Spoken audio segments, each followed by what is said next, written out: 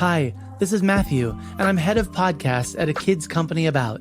We are so glad you're listening to this show, and I wanted to let you know that we've got an entire network of podcasts dedicated to producing original content that talks up to kids, centers the things going on in their world, and engages and challenges how they see the world and themselves. With shows about facts, climate justice, current events, and activism, there's a show out there made just for your kid. Check out the A Kids Podcast About channel on Apple Podcasts or wherever podcasts are found, or visit akidsco.com.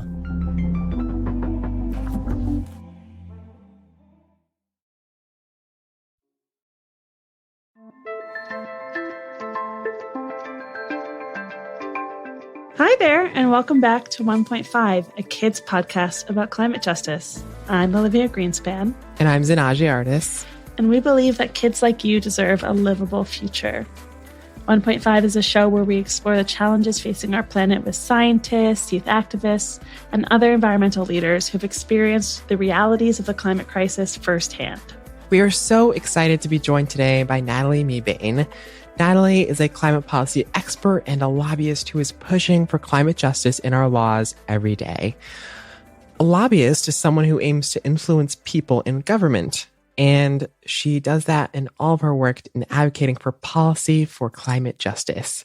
And she's also a mentor to youth in the climate movement and a dear friend of mine. Yes, I loved this conversation with Natalie because it covered some amazing topics like what renewable energy is, some of the challenges standing in our way to a fossil fuel-free future. Say that 5 times fast, fossil fuel-free future. And what role renewable energy plays in the path toward climate justice. Yes, this conversation was, wait for it, fire. Yes, this conversation was fire. And let's jump in.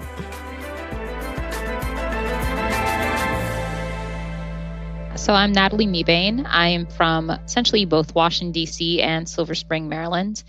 And yeah, I'm just happy to be here and happy to be a guest on the show today. And how long have you been involved in the climate movement? Oh, I would say, I don't think it was really a movement back then, but I can say the first time I heard of climate change, and this is when we were still calling it global warming as the common title, was in 1990. I was watching Nickelodeon and they taught us about global warming. And I was like, oh no, what is this thing? And everyone else seemed to be fine. Like everyone else seemed to be kind of chill about it. And I was like, this is a problem. And so I'm going to keep on that train and actually jump in on that word renewable. And so what does it mean for something to be renewable? And what is this renewable energy that's so different than the fossil fuels that we use right now? I think the main thing to remember when looking at an energy source and seeing, like, is it renewable? Is this something that just naturally regenerates on its own? So sunlight, we know that it's going to get dark at a certain time, and we know in a few hours the sun will be back. Pretty predictable, pretty routine. No one's wondering, is the sun going to rise tomorrow? Same thing with wind. Now, some people might say, yeah, wind, but sometimes it's windy and sometimes it's not. But there are places that are usually always windy, sustained winds. And so, wind energy, windmills are built in places with a sustained amount of wind blowing, that it's reliable and routine. And geothermal, we don't have to get into all the, technical parts of how it works, but essentially the earth, if you drill deep enough, it's a constant temperature, typically in the mid 50s, that exists in the soil. And so you can actually use that temperature that is pretty consistent and use it to both heat homes in the winter and cool homes in the summer. You can create electricity from the actual, it's like the temperature variations in terms of producing geothermal heat pumps. And so there's lots of things that you can do that are renewable because they're not really going to change. One thing to watch out for is energy sources like nuclear, not renewable and not clean. You don't call it toxic waste for nothing. So if anybody wants to say renewable is clean, I will volunteer them to store all the nuclear waste in America that they never put in Yucca Mountain. On top of that, it's uranium is mined, which is a finite mineral, finite resource, a finite element, and you have to mine it. And there are, certain places that have it and certain places that don't. It's not a renewable resource, and it certainly is not clean. And so I think what we're pushing for and what I want is only energy running our economy that is 100% clean and 100% renewable. And so that it's safe for everybody to use, and it doesn't put one community in a terrible spot that is going to be polluted continuously, where there should be no sacrifice zones of communities when it comes to energy justice. Awesome. Okay, so Natalie, you've mentioned a few types of fossil fuels that contribute to climate change, like coal, like oil, like gas, and you've mentioned a few types of renewable clean and safe energy that don't contribute to climate change, like solar, like wind, like geothermal. Geo means earth and thermal means heat. So geothermal energy uses heat from within the earth to generate electricity. We can use geothermal energy to power things like our homes. And because geothermal energy never stops, it's a renewable energy source, just like solar or like wind. It seems like this is a no-brainer. Let's just make the switch. Why is it challenging to switch from our fossil fuel-based world to our goal of our renewable world? What challenges are standing in our way? So the real challenge of switching is not the lack of technology, it's not the lack of ability, it's the lack of will. It's the lack of will from governments around the world. It's the lack of will from everyday citizens who have become accustomed to the way things are and don't see the reasons why anything should change. It's because of corporate greed overall. It's still making certain individuals lots and lots of money. And so if you are saying we would like to stop you from making that money in order to save every life on planet Earth, they're just like, no, why would I ever stop doing that? Yes, it's killing people. Yes, it will eventually reach me. But in the meantime, I'm making billions. Why should I switch? And so the real reason why we haven't switched off of fossil fuels is mainly corporate greed. The fact that if it's still profitable, even in the last years of it being profitable to kill the planet, essentially capitalism will push you to continue killing the planet until you can't kill it anymore. And that is disappointing and disheartening because we know what we need to do. There's not a matter of do we know the science and do we have the ability to switch? We absolutely do. It's a matter of the will. And so for me, my focus is within my career is gathering the political will of people to actually take charge of their democracies, if they have a democracy as their government, to actually influence it, to shape it in the direction that they want it to be. And so overall, if we had the political will, which comes from the people, because people vote, money does not vote. You can pour $1 billion into a race. It doesn't guarantee you more votes. So if people, everyday human beings, take responsibility for the home that they have and choose to have a better life and a better future, then we can easily switch off of fossil fuels in the next few years. And that's yet to be determined. Is there enough political will? And are the people that are living and breathing and voting every day willing to actually vote and support and push for what's necessary? Yes, you are definitely right, Natalie, that people can demand more for a livable future. We're looking forward to learning so much more about your work and the movement and how that work has continued to grow that political willingness for change. More when we return after this quick break.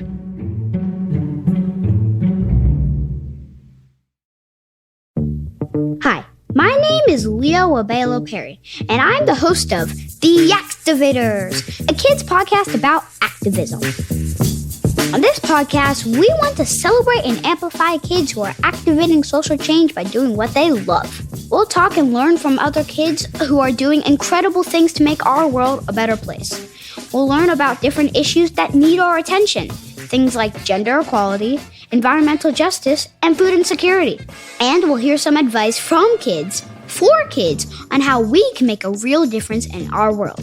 So, to every kid who's listening right now, no matter if you're already an activator or you're just getting started, get up and do your superhero pose. All right, you ready? On 3, we're all going to say activators in our superhero pose. 1, 2, 3, Activators!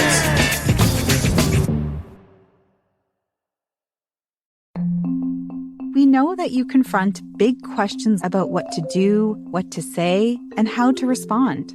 Asking for advice from friends and classmates is a great way to help inform your own decision-making choices.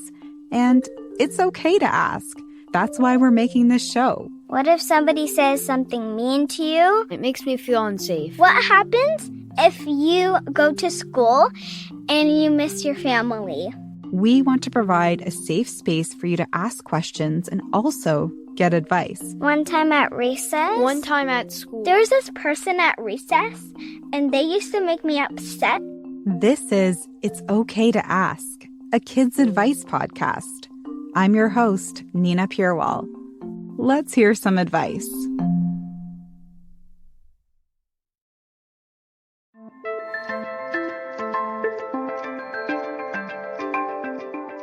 Welcome back to 1.5, a kids podcast about climate justice. Let's return to our conversation with climate policy expert Natalie Mebane. What I love about what you're speaking to is you're highlighting the importance of the social movement aspect of achieving a world that, I don't know, is free of fossil fuels, a world where climate change doesn't exist or isn't seriously altering the very fabric of our society.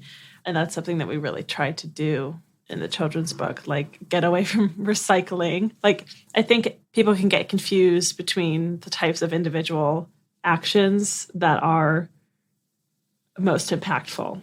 And you're basically saying, or what I hear you saying, you can correct me, is that the most important individual action anyone can take is political. It's using your voice and your voting power to say, I demand a change. Absolutely. I think that it's great that to also recycle. It's great to also drive an electric vehicle if you have one. It's great to be conscious of what you're doing, but that alone is not going to save us, because at this point, the scale of the problem is bigger than any individual. And also, we're all trapped in the same system. It's not your fault that you're driving a gas-powered car. You know, the electric cars came out in the 70s, and oil and gas and coal companies buried them as soon as possible in the 80s. And now we never heard from them again, right? It's only now becoming chic and cool again. Like electric cars, they're neat. Yeah, they were also neat over 40 years ago. You know, they were kind of cool back then too. Unfortunately, we didn't make the necessary investments before I was even born. There's no reason I should have been born into being driven around as a baby in an electric car. I was not. And that's not my parents' fault, and that's not my fault.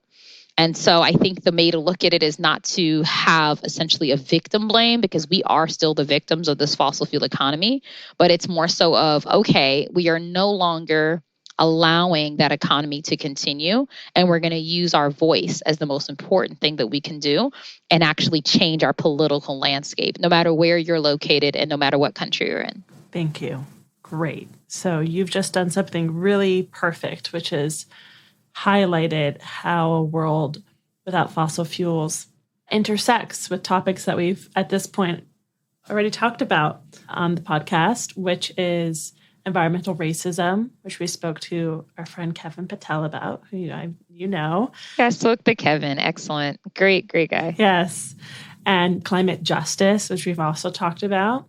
So can you spend a little more time, Natalie, highlighting the intersection between renewable energy and climate justice?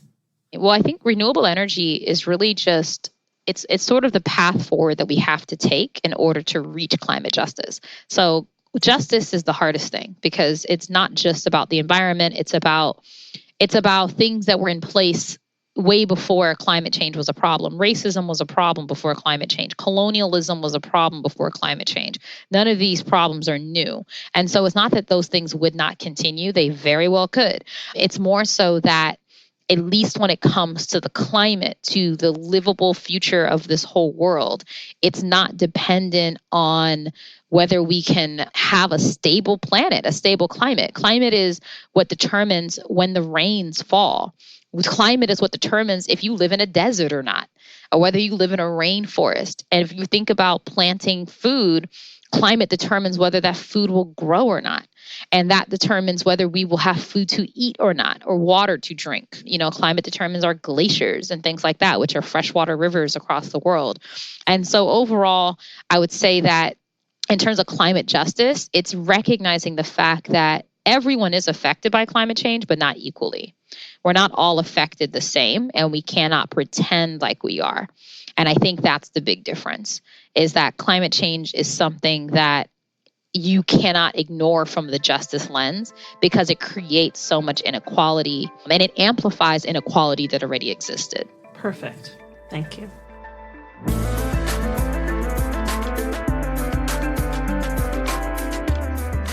All right, that concludes our conversation with climate policy expert Natalie Mebane. This episode was a reminder that we need to keep up the pressure and everyone has a part to play. And I'm grateful to have organized with Natalie for the past several years to get more people just like you, listener, involved in the climate justice movement. With that said, it's time for the Climate Justice Game Show! Okay, Sanashi, question 1 for you. What is renewable energy? An easy one. First one. Okay, so renewable energy refers to energy sources that naturally regenerate on their own, like sun, wind, and geothermal. So they are renewable and they can be used forever. Yes, that's correct. Awesome. Okay, Olivia, question 2. What challenges are standing in our way to a fossil fuel-free future? Yes, this is such an important question, and I'm really glad that we got to talk about this with Natalie. Because, right, it seems so obvious. Okay, fossil fuels are causing climate change, and we have these other options. Why don't we just do it? Well, Natalie has been working in this space for a long time, and she cited a few challenges that are standing in our way of a fossil fuel-free future. First, fossil fuels power almost everything we use, and many people are just comfortable with the current way of life. Secondly, fossil fuels are very profitable.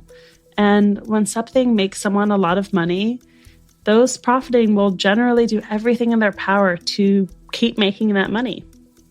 And third, and Natalie really emphasized this point in particular, historically governments have only made huge changes, and fixing climate change will definitely require a lot of huge changes when tons of everyday people demand that change from their government. And as of right now, Natalie doesn't see enough of that demand from everyday people to create that fossil fuel-free future that we all want. Yeah, very well said. Correct, Olivia. And listeners, if you want to demand a fossil fuel-free future, you can let your elected officials know. And you can call them and tell them anytime that you want that fossil fuel-free future that we've been talking about today. Absolutely. Okay, third and final question. Sanashi, what role does renewable energy have on the path toward climate justice? Yeah, it has a huge role in our path toward climate justice. Renewable energy, wind, solar, and geothermal are the number one priority to move us off of fossil fuels. Since climate change amplifies inequality that already exists, renewable energy is the path forward we have to take to reach climate justice. And as we know from previous conversations, like with our friend Kevin J. Patel in episode 5, living near fossil fuel extraction and power plants can cause a host of health issues like asthma. For example, African Americans have a 36% higher rate of asthma incidence and are 3 times more likely to die or visit the emergency room from asthma-related complications than non-Hispanic whites. And we'll have a link to this study in our show notes if you want to review that further. But we know that by investing in renewable energy, we are one step closer to a more just society because this renewable energy will replace this polluting fossil fuel energy that we use today. Absolutely. That's correct. And with that, that concludes today's episode of the Climate Justice Game Show. Thank you, as always, for playing along with us.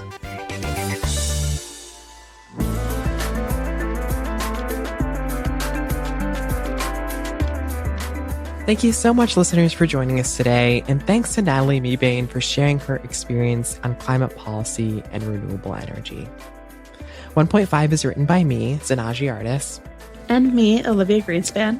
Our show is edited and produced by Kat Petru with help from Matthew Winner and the team at Sound On Studios. Our executive producer is Jelani Memory. And this show was brought to you by A Kids Podcast About. This show is inspired by our book, A Kid's Book About Climate Change, and the millions of young people around the world fighting for their right to a livable future. You can write to Olivia and I at listen@akidspodcastabout.com and check out other podcasts made for kids just like you by visiting akidsco.com.